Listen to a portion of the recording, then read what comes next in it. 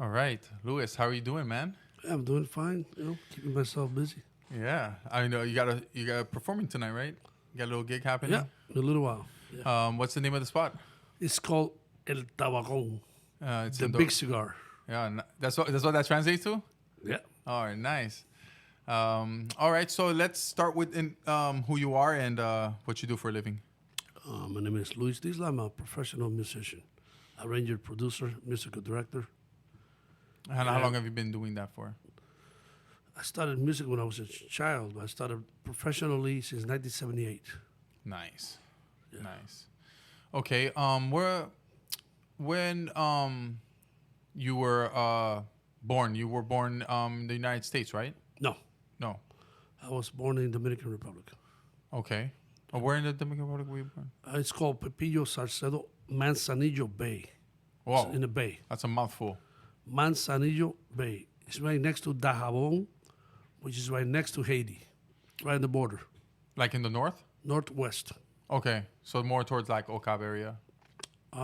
Cape Haitian. Yeah, Caviation, that's right. You had me like second guess by something. That's Yeah, it's the same place. All right, so when did your musical career start, would you say? Like, when was the first time you picked up an instrument? Since I was a child, I used to play small percussions, like Okay. cowbells, maracas, guiro. I've been playing that all my life. Oh, yeah? Okay. But I didn't start. I started the trumpet when I was like 11, 12 years old. And then I switched to the saxophone at 13, Okay. And how long were you in the Dominican Republic for? about 4 years. Okay. And then when you went after? Then my mother had moved to Puerto Rico, Okay. and then I went to Puerto Rico until I was 11 years old. When I was 11, I moved to New York City, the Bronx. She didn't want to raise me in the Bronx, so we ended up in Massachusetts, Lawrence, Massachusetts. Oh, wow. That's Okay. the home place of Leonard Bernstein, who's the guy who wrote West Side Story, Okay. the most famous conductor in the United States. Oh, yeah, okay. I was going to ask, when you say wrote, were you talking about like screenplay or you talking about music? So you're talking about the conduct. He was one Leonard of the famous- Bernstein was the Conductor. conductor of the New York Philharmonic. Oh, nice. Okay. Oh, that's interesting. And what is the role of a conductor? Well, it's to conduct the orchestra, of course. Pretty much keep everybody in line. When there's a line that's soft or louder, he's the one who conducts all that. Tempo, that means the speed. He's the one who runs all that. So it's a hard job. Does he need to know how to play the instruments? Yeah. Most of them play piano. Okay. Yeah. Okay. So, but what I meant was that you don't necessarily need to know all the instruments in order to be a conductor. You just need to know how they sound, right? Like, Yes, Like exactly. not necessarily play them is what I meant to say. No, like, no. Just as long as you know how they sound, because I can't imagine like a conductor knowing how to play like the harp or the trumpet No. or all these things. It's like, And it's I a don't think lot there's of anybody who really play every instrument. That doesn't sound right. Yeah, that's. I mean, you could probably hit it and play a little, but not play it correctly. Come on. Gotcha. Yeah. It's hard to play one. Yeah, exactly. Oh, so why saxophone? Trumpet was my dream instrument. I still love listening to good trumpets. A friend of mine named Samuel Taveras, he played the saxophone. He told me, you should try this. When I tried it, he said, man, it fits like a glove. You're a sax player.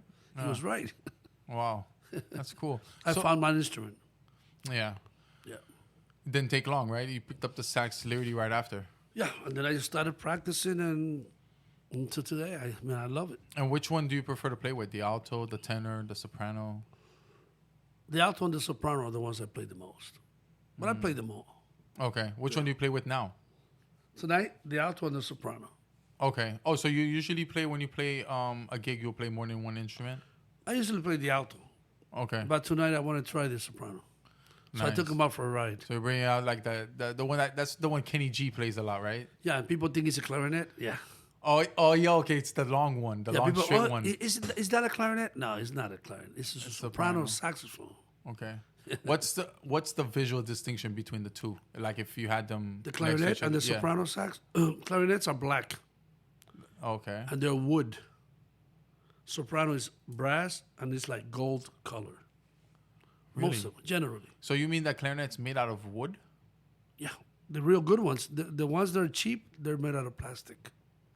Oh, interesting. Okay, cool. I didn't know that. That's Is that why this- they call woodwinds? Yeah. But the saxophone's a woodwind. It's not. Because the saxophone is a very special instrument. I never thought the saxophone is a woodwind instrument either. To me, the saxophone is a cross between brass and a woodwind. If you think about it, it's all brass, Right. but with a woodwind, like It's got a mouthpiece. you got a mouthpiece and a reed for And you the to reed, vibrate. that's wood, yeah. But to me, a saxophone is a cross between brass and woodwind. And Except they put it in one place. I remember you told me once about the origin of the saxophone in Selmer. What can you tell me about that? I know the you're big sax- into the history. The of it. saxophone was invented by Adolf Sax, he was Belgian, from Belgium. Okay.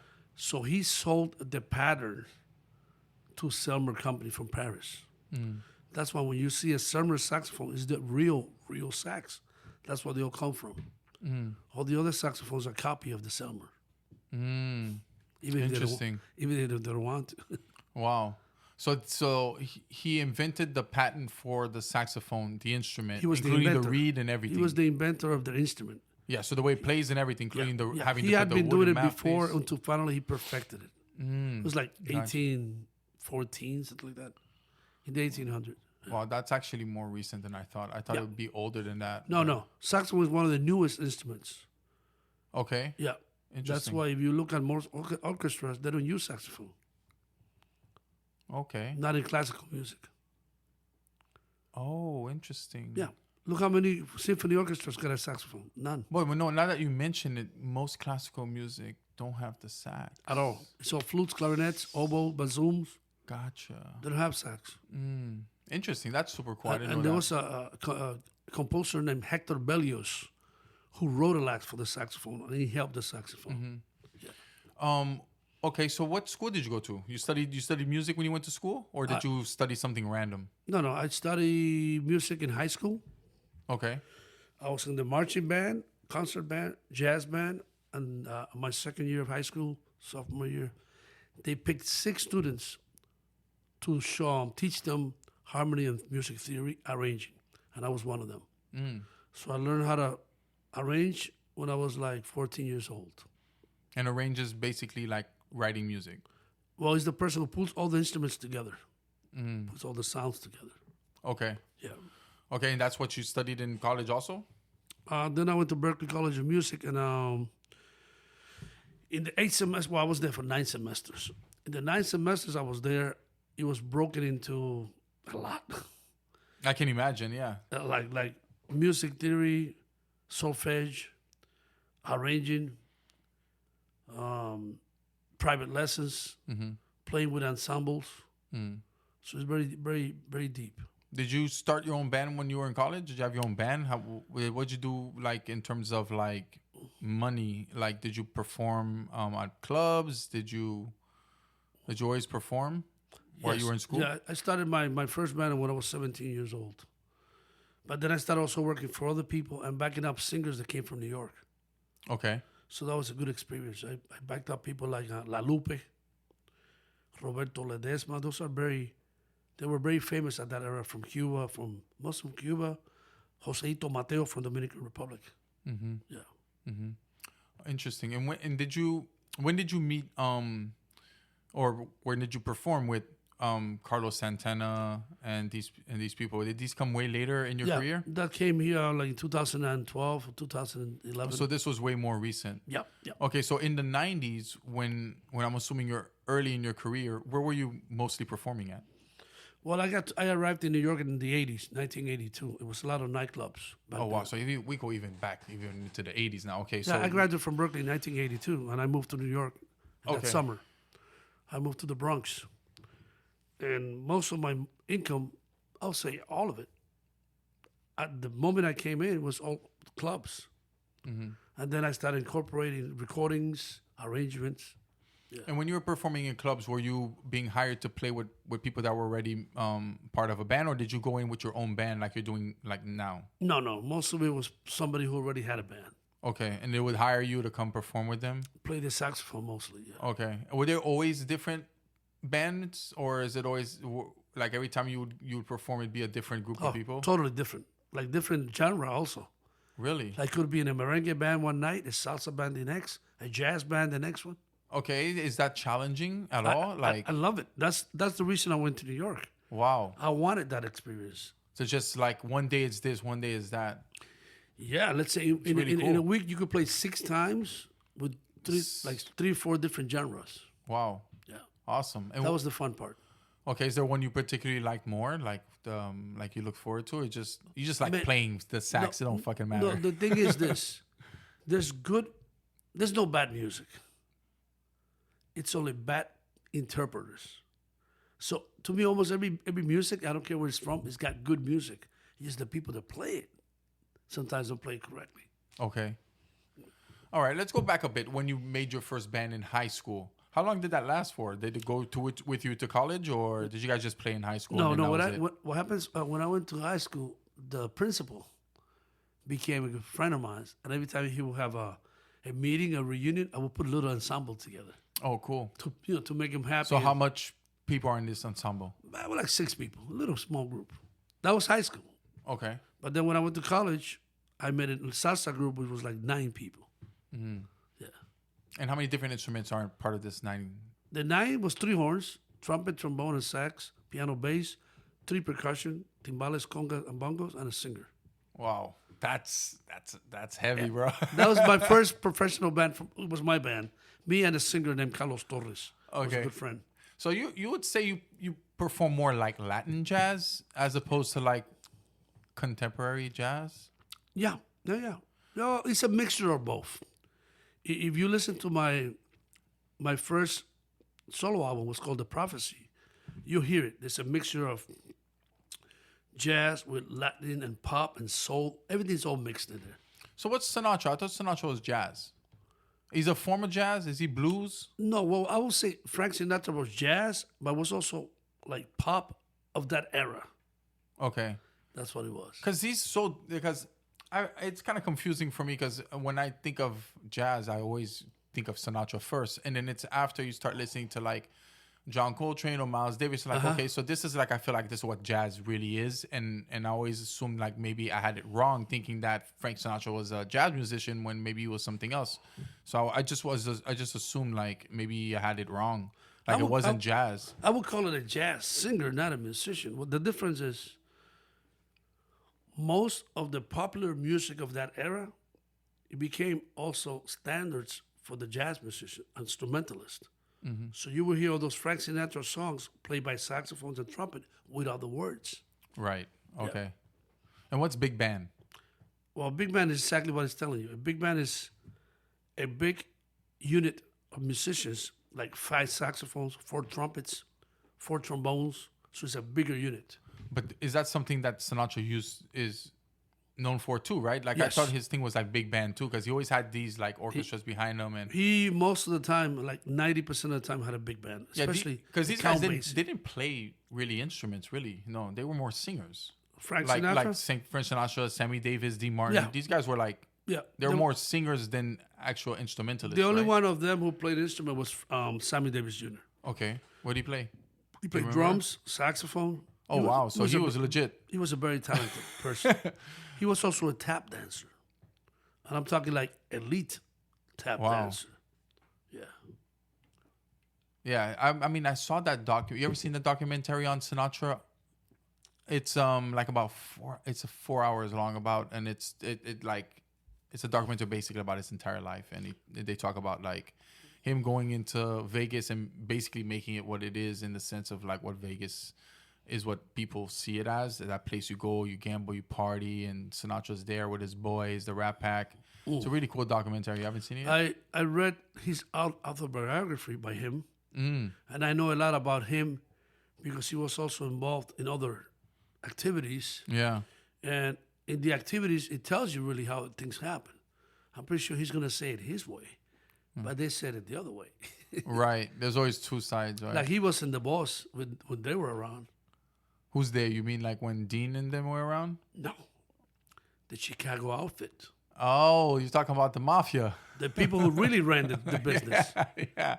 He didn't run the business. Yeah. I feel you now. Oh, no. Oh, He didn't yeah. run the business. He was a guest Oh, of the yeah. business. For sure. Yeah, and they respected him, paid him very well. Yeah. But he was not running the show. Yeah, probably not. No, I mean, you don't. there's the guys that really run the show. You probably never really see them, anyways. No, Yeah, they're the ones with the budgets. They're the ones putting all the money. Yeah. He was the entertainer, and they treated him very well. Mm-hmm. You know, How much influence do you think he had in like music?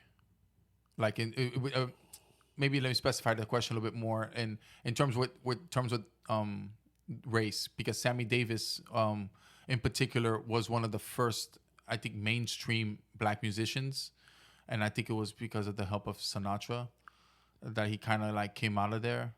Like according to, I mean, that was the way they sold it in the documentary, is how he formed the group, and then the Rat Pack was with them, and Sammy Davis was part of this group, and Sammy Davis was obviously the only black person on the group. the only non-white. Oh, obviously. But because you know that Sammy Davis Jr. was half Puerto Rican. No, I did not know that. Yeah, that's why when I'm saying he was half Puerto Rican and half Afro-American. Okay. Yeah.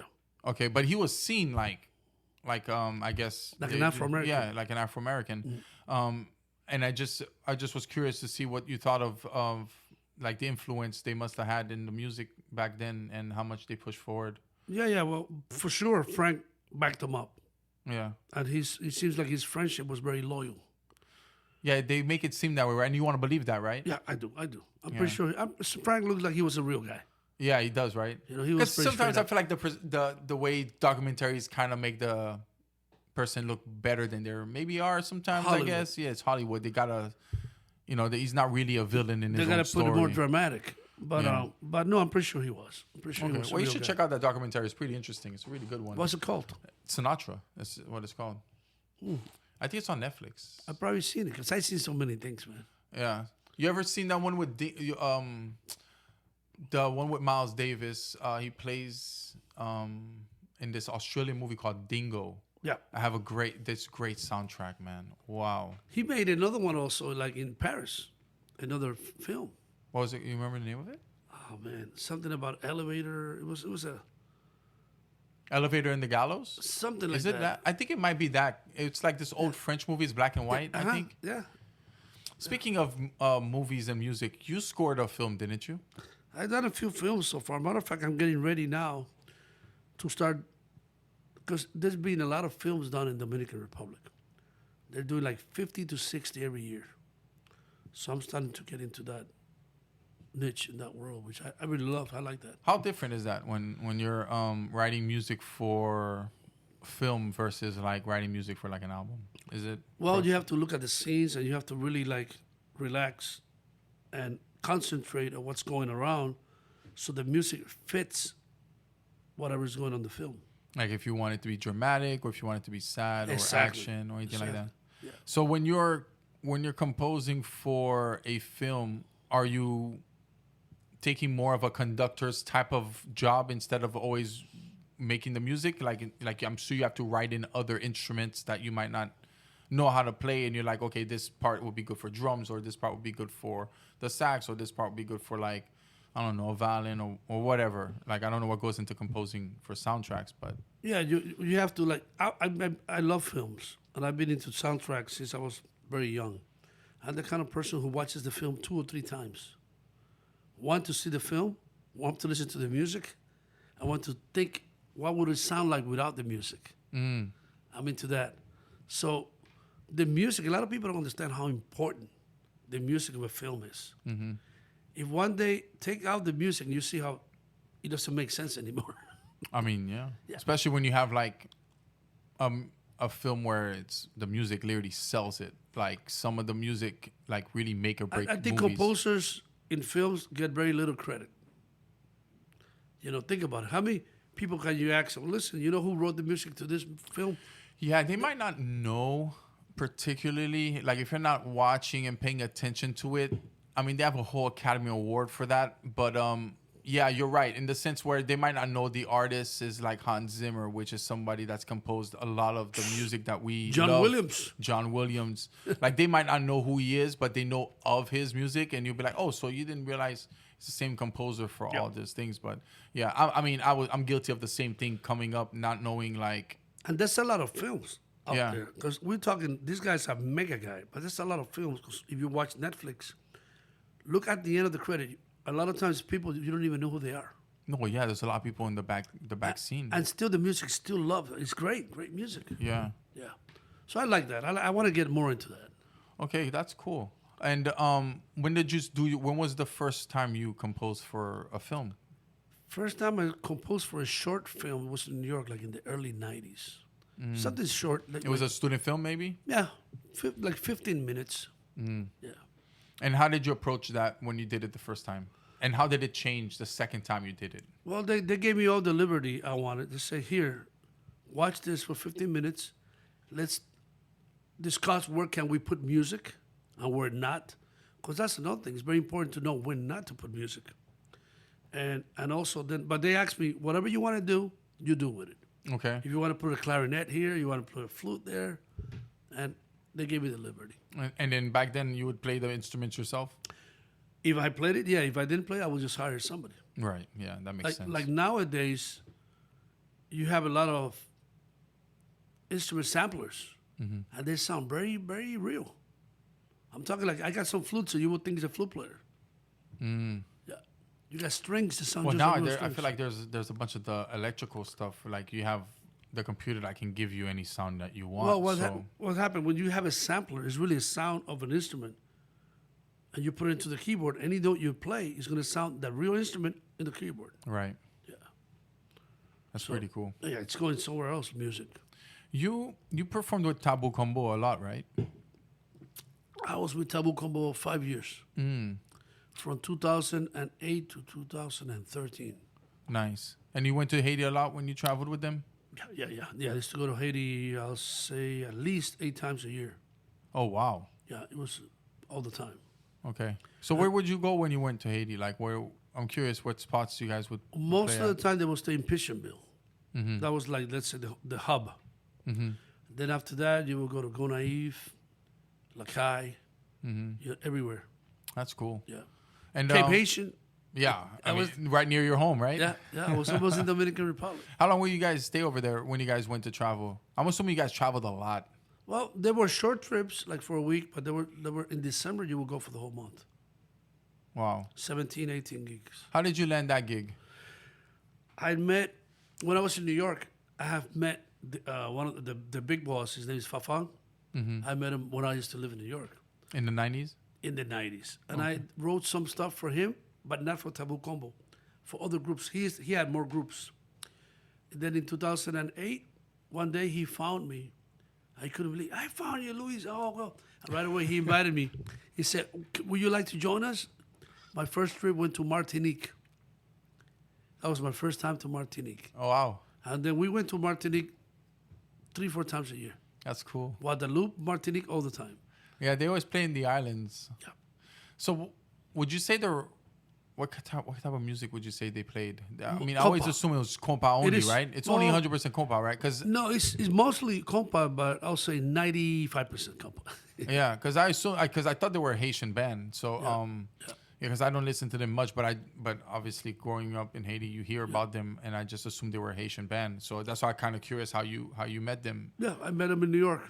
Awesome. And then, so since you performed between 2008 2013, I'm assuming you met Carlos Santana while you were performing with Tabu Combo? Yes, and Wycliffe. Wow. How was that meeting that legend? That was great because, I mean, Santana was one of my idols. Yeah, man. Wow. And, I mean, I don't even play an instrument, like, aside for actually now that you're teaching me the saxophone, I don't even play an instrument. That guy's my idol. Yeah, the way it was, we went to the WACP Awards. What's it called that? A big award. And we were there for the whole weekend. That's how that happened. Where? What country? No, here. Oh, here in the US? Hollywood, California.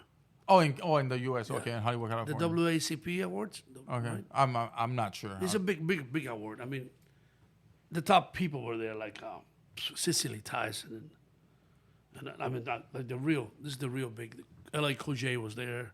Oh, cool. I mean, this Sandra Bullock was there. Morgan Freeman. It's top. Cool. And then, did you get to? Do you guys get to hang out like after yeah. shows and stuff like But that? we have the same dressing room, him and I, That's crazy. and we talked a lot, and We discussed music. He likes talking about music. Yeah. And then he had a bag of iPods, a bag like 20 of them, and each one of them was about a different artist. Just an artist per iPod? What the Yes, hell? like he will have a John Coltrane one, just Coltrane, Jesus. like with 20,000 songs. That's And then crazy. he will have BB King in another one, just BB King. Oh my gosh, that's awesome. Yeah, and we talked a lot. We talked especially about business because I asked him business questions. Like how to grow independently yourself? How to run your own business. We were talking especially about management because a lot of people don't understand management. His management company is really ran by him. Okay. Even though he sounds like somebody who runs him, he runs the manager. So he was explaining to me how to do it. Very nice person, good person. You know, very spiritual. He seems like it. Very, very spiritual. And I met him, I saw him before and after many times. Okay. So Where do you it's- usually bump into him in the US? All the time he's been here. Last time I met him, we were at the Latin Grammys, Okay. 2016 in Las Vegas. Oh, nice. Yeah, that was last time I talked to him. When did you get a Grammy nomination for one of your music? I got 2 Grammy nominations for projects I've done before. What were the projects? One's called Tropicana All Stars, Okay. 2006, something like that, and the other one's Victor Manuel, salsa guy. Okay. You were nominated for those? You didn't necessarily win? Well, what happens when that happens? The group gets nominated. Right. Yeah, you don't win. You didn't win. Okay. But just to get nominated is not easy. No, right. I mean, I'm sure it's a crazy achievement just to be nominated. Like, Well, if you look at the list of the people at the beginning, it's like really Legends? long, really long. okay. And then at the end, it cuts down to like 4 or 5, and then it cuts down to 1. Gotcha. Yeah. Yeah. And then, so when you get Grammy nominated, I was always curious, how does that happen? Do you get a phone call from these people and be like, hey, by the way, we like your shit. You're like, No. you're on the list? Well, I'm also a voting member. Okay. I've been voting for like over 20 years. So you usually get an email, and that tells you. Okay. Yeah, unless you have somebody in there who will give you a phone call. How did you become a voting member? You got to have, back then, you had to have 6 credits in the music business. And what's considered a credit? In the recording. Like a song? Or No. talking? You could have been in a recording as an arranger, as a musician, as an engineer. Okay. Yeah. So you needed 6 credits, and then you can apply and become a To have a voter. membership. I don't know Okay. about now, how it works now. Okay. Back And it's like a lifetime membership. So every time you get every year, I'm assuming it's every year, and it's then you get every an year. email. You get to vote in your music. Every year, it's like a subscription. You gotta pay. Okay. So I'm pretty sure people don't understand how that runs. You have to pay like for a year subscription. And there's only, I don't know how many members there are. Let's pick a number like 10,000. So those 10,000 people are the ones who vote for the artists. That's why a lot of time artists win that you don't know them. You might go, wait, who's that guy? He wins a Grammy. I don't even know him. Right. Because it's got nothing to do with that. It's got to be, you submit your project, and some of them listen to it, and they vote if they like it or not. Okay. And is it like an open registration? Anybody can send in, or are they like specific? Well, it's only members. So only members can send their music to be nominated? No. Oh, that's what I was asking. Like, No. how do they pick How the you music? submit it. Yeah, submit music to be nominated for a Grammy. Usually members try to help you with that. So it's not. Does it have nothing to do with the billboards? No. Billboards is about playing your record on the radio. Wow, I would It's assume it's a like, different business. I would assume that had an impact on like No. what gets nominated. It's 2 different things. Billboard, how you get in Billboard is by how many times they play your song on the radio. Grammys got nothing to do with that. So Grammys has nothing to do with getting plays. Okay, cool. So I Not just at all. assume it based on popularity. Like, let's say, okay, it's very easy. It's like running for president or senator. That's how the Grammy is. They vote you in. Yeah. Okay, I have a question for you. You mentioned to me once that you're very big in jazz history and stuff like that. So I had a question about jazz. when did jazz as a music kind of start? Because I feel like jazz is has such a vast array of instruments and sometimes can be chaotic. What was the first instrument used and be used to be called jazz, or was it more than one person that? Definitely more than one person. I mean, the way history says it, the late 1800s, they give Jelly Roll Morton the credit of creating jazz, but it's impossible for one person to create that. Yeah. You need a group of people together to create it. But I'll say, in the late 1800s but the first recording was 1917. First jazz recording. Yeah. Okay, and was it labeled then jazz? Was it like new jazz record? New. No, I don't think they used that term then, Okay. because the term jazz, it was like a negative. Really? Yeah, jazz. Oh, that jazz. Like, I don't want to say the word, but that shit. You know what I mean? Yeah. That's what really the word was about. Interesting. Yeah, we made it now. Like, oh man, I'm a jazz player, and you think you're hot stuff. Wow, you know? interesting. Yeah. So, damn, I didn't realize jazz was actually that recent. I expected it to be a little No, older. no, it's jazz cannot be more than 100 years old, 100 and change. Wow. Okay. Like- what like- was the name like- of the gentleman you said that has credit for creating jazz? What's his name? Jelly Roll Morton, What did he play? piano Oh, okay. for New Orleans. Now, You ever heard his record? Yeah. I'm well, sure you did, right? the recordings, but of course, remember the music we call jazz has a beginning. Like back this ragtime. You ever heard of ragtime music? No. But you heard the Entertainer. No. Yes. What's Pooping, pooping, pooping, ba-da-ba-dee-boo-doo-bee-ba-ba-ba. You heard that song? No, honestly, I have no idea what you're No. talking about. So no. you got okay. That was like the first time somebody wrote the music on paper. Okay. Was Jelly? His name was Scott Joplin. Okay. He was the person who wrote the Entertainer, and the first person who wrote it down on music paper. Okay. Interesting. Yeah, that was before the first recording of what we call now jazz. Okay. Got Because it. back then the music was called ragtime. The piano was played.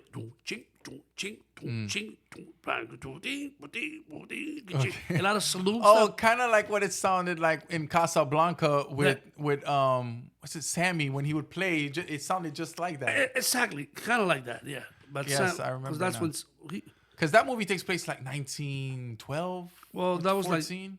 It was made in the 30s, Yeah. but I thought it took Yeah. place a Well, little like earlier. First World War. And Yeah, stuff. First World War.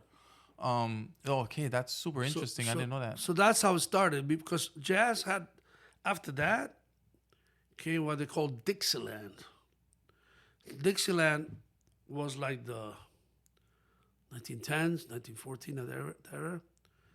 And clarinet, trumpet, and trombone were like with, I would like to put an example. I mean, if you can try to find it, I guess you can play it. I forgot I shut the phone off. But yeah, they call that Dixieland. So then came swing. Remember you talk about the big bands? Mm-hmm. That was like the late 20s to the 30s. That's when the big bands came along. Then after that, that's called swing. After that came Charlie Parker, bebop. Bebop. That's what they call the music that Charlie Parker used to play in the 40s. Damn, I heard that term. When was it? I think yesterday. I was listening to a podcast and he was talking about how he has this book on bebop jazz, and I was like, "What the hell is that?" That's the 40s, and the main guy there was Charlie Parker with Dizzy Gillespie, Thelonious Monk, Charles yes, Mingus. I know Thelonious Monk. Yes, I've heard Charles some Mingus. of Those that guys, person's records. Roy Haynes, those guys were the bebop, the guys who pretty much. So what's helped- but they're all jazz, right? It's all jazz. Yeah, So yeah. what makes something bebop and what makes something not? First of all, the speed of the songs were very challenging, and then the notes that were playing were extension of the chords. In other words, before that, most people just play notes in the triads, 3 notes.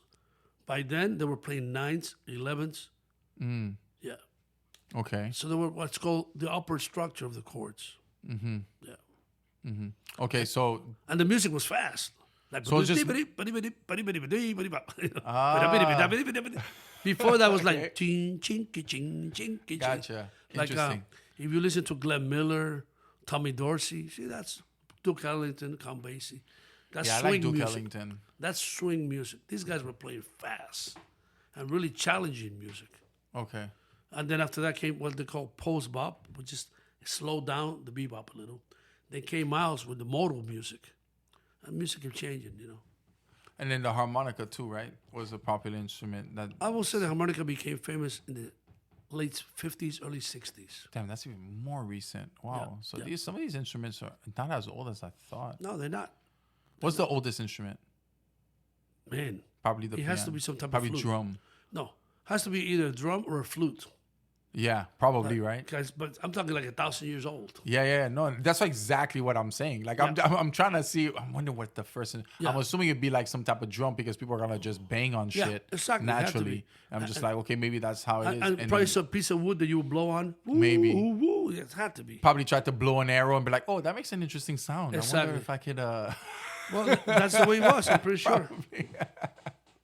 That's super interesting.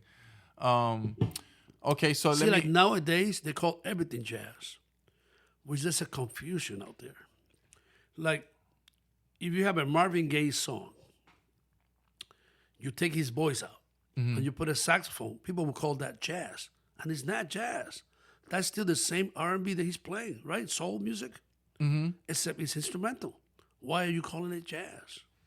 Because they associate saxophone with jazz, probably. Yeah, but what I'm saying, that's a big confusion nowadays. So they call almost everything jazz, which to me is very. People should be more clear, and everybody who improvises, right away they go, "Oh, I know how to play jazz." No, you don't, because Mozart used to improvise. He didn't play jazz. Gotcha. You know, What influenced you to get into music? Like, you started really young. Is it something your parents put you in? Like, they're just like, oh, let's give Louis some music lessons. no. To me, everything started with my mother. Okay. When I was an infant, my mother used to watch in Puerto Rico a show called El Show de las 12, which started at 12 o'clock. Every day they would put live band there. And I would sit and watch it with her. And I just became like hypnotized by it. Then at home, while she was washing or cooking, she was always put the best music, I'm telling you. She would put stuff like Sergio Mendes. She would put like Tito Rodriguez. I don't know any of these people, by the way. So if you look at me and you're like, oh, you hear this? Well, I have no idea Sergio who Mendes these is people very are. known. People who know about music know who Sergio Mendes Yeah.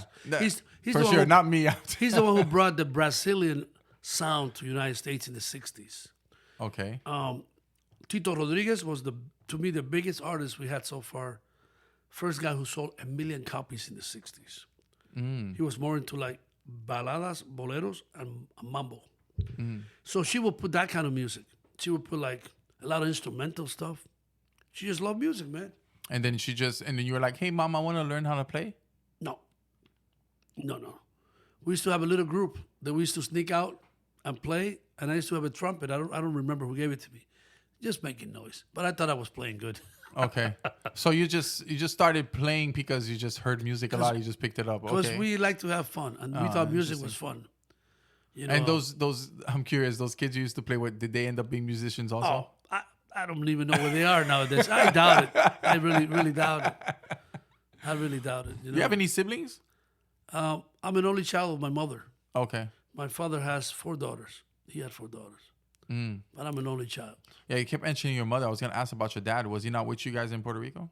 No. When I was in Puerto Rico, my mother was married to a doctor who was born in Havana, in Cuba. So that's where my Cuban influence comes from. Nice. Because she used to talk to me about Cuba every single day, all day long. He used to tell me, someday you're going to go, and I want you to see this, do that, because I used to be there when I was a kid. Is he the one that maybe influenced the cigars? I know you're a big cigar guy, I'm and a we're big going to get into cigar- cigars. No, he didn't smoke cigars. Oh, he didn't? Okay. Well, the person who got me to influence my cigar smoking was my great-grandmother. Your great-grandmother? Yeah, when I was a child, we used to go to DR all the time. And this lady would be smoking cigar all the time. Like hand-rolled, like probably, right? I don't know where she got it from, but she was always smoking, day, night, and she was very sweet to me. And my mother, she was a sweet human being. So I spent a lot of time just talking to her, and I used to always look at her. She would always be smoking. Nice. She looked so elegant, Yeah. 'Cause she was a dark skin, very dark but elegant lady, pretty eyes. Was she in the same place you were born? Was that where she was from, or was she more in the city in the Dominican She was born in a town called Santiago Rodriguez, which is south of where I was born. All right, cool. Yeah. And what is this fascination with cigars? Is the Cubans make the best cigars, or is that a myth? I will say something. I mean, I like when I spoke Nicaraguans for Nicaragua. Yeah, I in Haiti we used to I smoked a lot of Nicaraguans and Dominican. And of course, Dominican has incredible cigars. Not because I'm Dominican, because they are. They're great. I had smoked some good Hondurans too. What's your go-to? Mostly Dominican. Mostly Dominican. Casa Magna, it's called. Okay. I smoke, and there's a guy named Fernandez who's got great cigars, man. Good cigars. Yeah.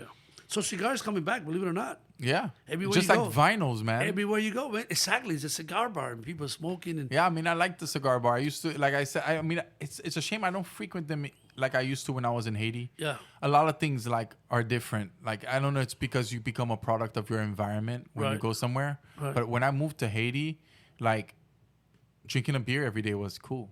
Yeah. And having a cigar every once a week, like on Wednesdays or something, was a thing.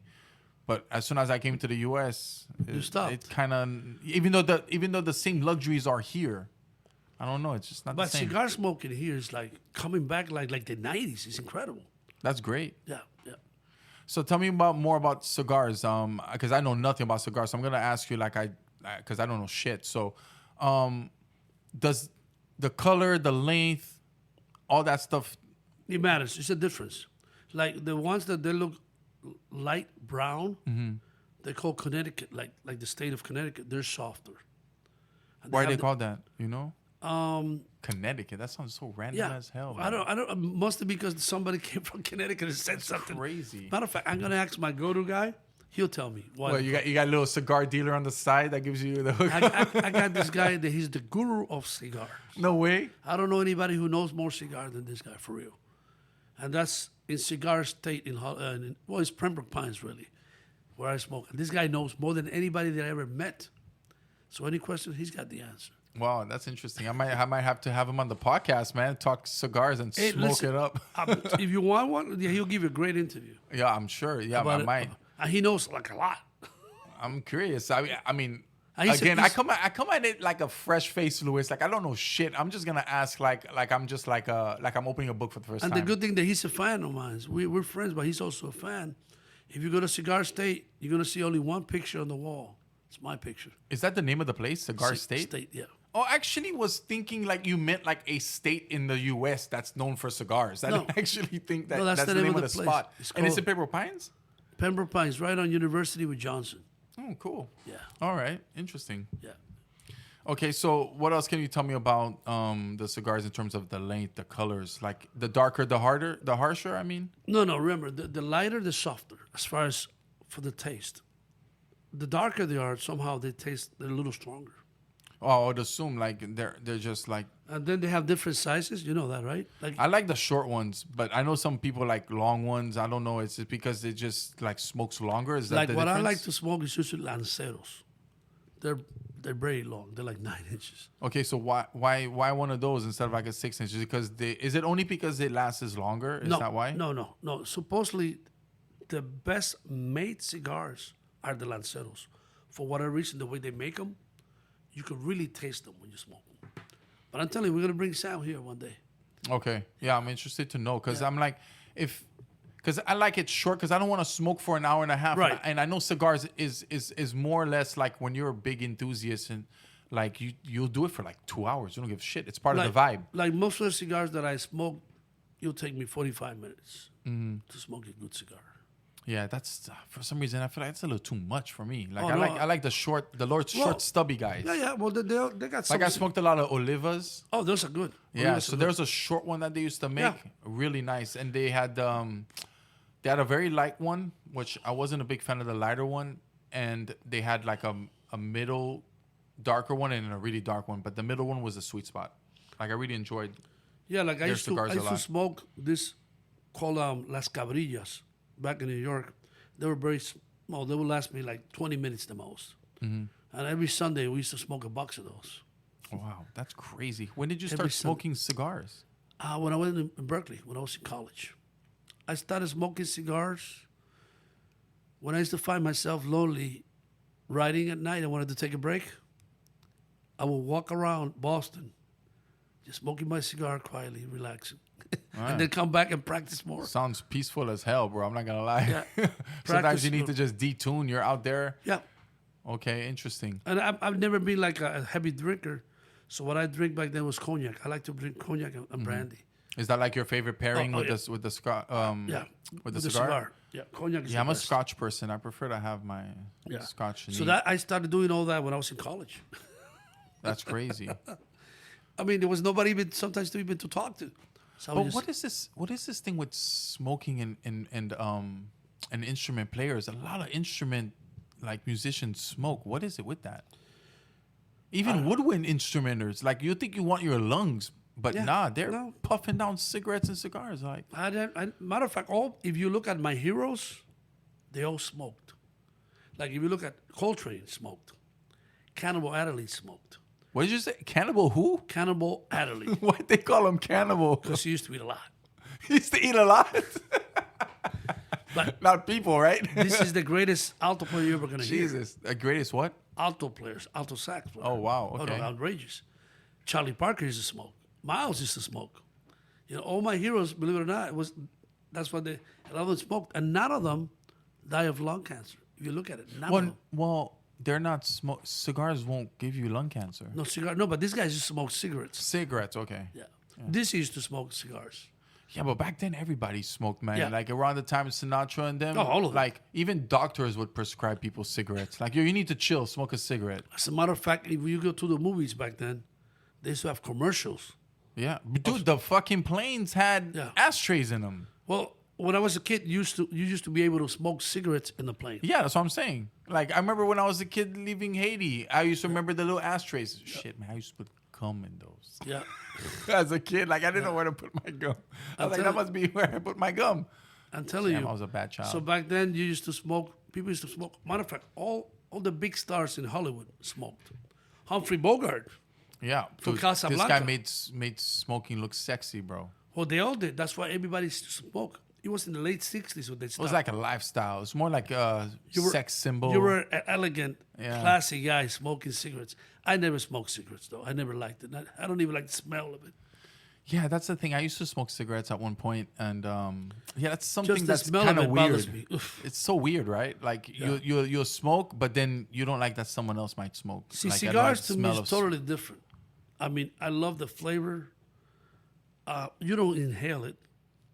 I love the aroma, the way it tastes. I mean, I just love it. So, and do you feel like the cigars are better when they're like hand rolled versus like store bought, like the ones you would buy like in? Like Oh no, in- definitely you have to buy premium. That means they got to be hand rolled. I'm assuming most of them are hand rolled. Yeah. But what I meant to say is like when you know how some cigar bars will have like a guy there rolling cigars. Yeah. Versus buying like one of those $20 cigars that he has in his room in the back with the humidor and whatever, right? Right. I would just assume like it's better to just have the fresh shit. Well, yes and no. What you really want is a cigar that has been aged. So sometimes those that he's doing it right there is not aged. You get it right You mean away. the tobacco might not be aged? Yes. The one who's already sitting there, that's the one you want. Interesting. Yeah. I always thought the fresher the better. No, Shit. No. I've been going about it the wrong it's way, backwards. Yeah. bro. Okay, I don't know anything about cigars. How do you recommend somebody? What cigar do they get? You want to introduce somebody to cigars? What do you tell them to do? There's a Fuentes are to me the most. For sure, you're not going to miss if you get a Fuente. Usually, they're very good taste. They're very well rolled. You just have to ask if you want to start with something. It's got to be a Connecticut, something soft. Don't start with something hard because you're gonna have a bad experience. You're gonna hate them for the rest of your life. Yeah. Yeah. I guess that makes sense. So the Connecticut is only the style that's like lighter. It doesn't have to Light. do with the length or anything No, like no, that, no, right? no. Length is So you could have a short Connecticut. yeah, exactly. Okay, cool. It's the leaf. Okay, It's the leaf. It's not the length. but is it from you? Do you know if it's? That's a question for the other guy. That's a question for Sam. Yeah, Sam. That's right. Sam the cigar man. Sam the cigar. Shit. He sounds like an interesting guy. How old is he? About 40, early 40s. Oh, he's younger than I thought he'd be. Yeah. But interesting. All right, how'd you meet him? He owns Cigar State. That's So where I smoke. that's where you just went and you just met the owner there? I've been knowing him for years. I've been smoking nice. there for a while. Awesome. How did you end up in Florida? I landed a position with Univision Records. That was a record company with Univision. And I started coming here all the time to mix different artists and produce them. And then 9/11 came along, and I already had on my mind to move out of New York, but I didn't know where to. So when 9/11 happened, this was it. It was default to Florida. Yeah. Straight to South Florida? Yeah. For sure, had to be here. I couldn't move anywhere else. Why is that? Because anywhere else in this state, there's nothing else to do for me. You contemplated other states like Cali or Texas or anything like that? I should have went to Los Angeles. Why do you say that? Because there's more action there. You know. But I did well. I'm happy I came here. Yeah. How different do you think your life would have been if you went over there? You've ever sat down and thought about it? Well, yes. Over there, there's unlimited. So much to do there compared to here. Here's you're limited. Yeah. Damn. There's so much to do there. I'm telling you. If you meet the right people, that's it. Not here. Damn, that's super interesting. Here I've been creating things because there's nothing here. You have to create your own things, especially coming from New York. In New York, I used to have my own big band, my own octet. I used to teach all the time. I used to clinics in high school, clinics in college. Here's the different ambient. Okay, so you had that kind of comfort there. So then what made you want to leave? It was dying out by the late 90s. By the late 90s, you could see all the prices of everything in New York was going up, especially rent was going really high. And the musicians' money was staying in the same spot. So it was not making sense anymore. So you mentioned that you played in a lot of bands and you've had bands. So every time you start a band, do you necessarily like think you're gonna end up like leaving the band at one point? If I'm playing as a sideman? No. Like you said, you had bands. My own bands? Assuming, yeah, your own bands. Yeah, you never think of the end. Right. You always think your own band's gonna last forever. That's as what a sideman, no. I'm assuming that. Like, why would you want to? No. I guess that's a stupid question. Yeah, well, that makes sense. Of course, as a sideman, you're only there for a little while because it's not your band. Yeah. But if it's your own band, you think it's gonna last forever. Like when I had the big band, was 10 years we lasted. You know. All that was in New York. That was in New York, and it was I was the co-leader of the band. The other gentleman is Maestro Rey Santos, who was my mentor. It was our band. Yeah. Okay, so how does one start a band? Well, you have to have an idea of what is it you want to do, what type of music, what genre, and then take it from there. You want it with a singer, you want it instrumental. In your case, how many people were in your band? In the big band was 17 of us. 17 people? It was instrumental. It's fucking orchestra. Yeah. So what's an orchestra? It's the instrumentation that makes it. Like a classical orchestra, it's got strings, which is most of the bands, like 40 people are the string players. You have a brass section, which is probably 4 trumpets, 4 trombones, French horns, woodwind section, and a percussion section. So that alone is like 80 people already. So what makes an orchestra doesn't matter the amount of people, it's the amount of instruments, different instruments that are being played? Instrumentation. Okay, so what's the minimum you need for an orchestra? Well, probably 30, small orchestra. No, I meant different instruments, not people. Like how many different instruments do you need to have in order for it to be considered an orchestra? You can't have a pianist be an orchestra, No, right? exactly. Anyways, one person is a solo. Right, that's retarded. 2 people of course, is it's a a duet. solo. Jesus. So 8 is 2 an people are octet. the duet. Yeah, well, I had people telling me, listen, can I have a jazz band with 2 people? I tell them, 2 people is not a jazz band. That's a duet. It's a duet. They go, what? I say, oh my God, I got to deal with this. Yeah, that's what you're dealing with right now. Okay, so we got 2 people duets. Yeah, people ask, the trio is 3 people. Like Right. right now, I'm going to play with a quartet. Okay. And then you got a quintet, sextet, septet, like that, octet. Okay, so what's for orchestra? And then after you pass nine, non-tet, that's when you become like a combo. Okay. It's different words, combo. An orchestra comes like a little later. Big band, combo, all of A these. big band is usually 17, 18 piece. Man, That's what Count Basie crazy. had. 5 saxophones, 4 trumpets, 4 trombones. Yeah, so a lot of Sinatra's songs are with Count Basie, right? That was his favorite band. Yeah. So who's that? 745. Oh, you gotta go. Oh, okay, we gotta wrap it up. All right. So what's the name this of is the fun. Yeah, man, it was great. What's the name of the spot that you're gonna go to again? El Tabacón, the big cigar. And you play often? How often do you play there? Today's my first time there. Okay. On Wednesdays, I play in Casa Humo. That's Okay. here in Doral. So every Wednesday, if somebody wants to see you play, that's where it's at. Casa Humo in Doral. Yeah. And then this one's your first time going. First and time here. You're hoping to lock in every Saturday. It's gonna be fun. Well, I don't think they put you every week. They put you Okay. every other week. Then I'm playing in Brickell next Thursday in a place called Empire. Oh, excellent. Yeah. All right. Well, Louis, thank you so much, man. Let's get Thank to that you. show. I want to see just- what you got to do with your whole band. It's my first time going to watch you performing. But it's a quartet, small. What do you see? Like the Prophecy is 9 piece. Okay. That's yeah. it. Oh, okay. Excellent. All right, guys. Thank All you right. so much. Have a good Thank one. you, everyone.